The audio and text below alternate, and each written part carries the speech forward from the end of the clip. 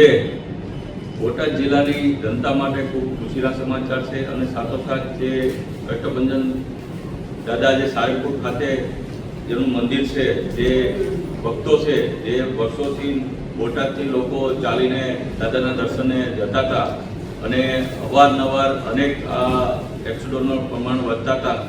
જેના કારણે અનેક લોકોના જીવ પણ ગયા છે. તો આજે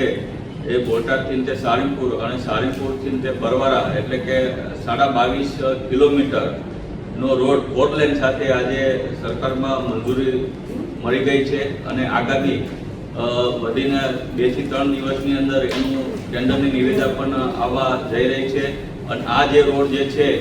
એ 129 કરોડની અંદાજિત કિંમતમાં બનવા જઈ રહ્યો છે અને બોટાદથી તે જે સાળીપુર છે ત્યાં જે લોકોની અવરજવર ચાલીને અવરજવર વધુ હોવાને કારણે ત્યાં આપણે બંને સાઈડમાં પગદંડી એટલે કે ચાલવા માટેનો એક અલગ રોડ બનવા જઈ રહ્યો છે. એટલે કે જે દાદાના જે ભક્તો છે એના માટે આજે ખુશીના સમાચાર છે કે વર્ષો જૂની આપણી 10 વર્ષ જૂની આ જે માંગણી હતી એનું આજે આપણે આ માંગણી રાજ્ય સરકાર દ્વારા સ્વીકારવામાં આવી છે અને નજીકના સમયની અંદર એટલે કે વધીને આ વીકની અંદર આ રોડનું ટેન્ડર થવા જઈ રહ્યું છે અને રોડની જે પહોળાઈ જે છે એ 9 મીટરની રહેશે. એટલે કે વચ્ચે ડિવાઈડર રહેશે અને બંને રોડની બંને સાઈડ 4 લેન રહેશે અને બોટાદથી સાળીપુર સુધી પગદંડીનો રોડ બનવા જઈ રહ્યો છે.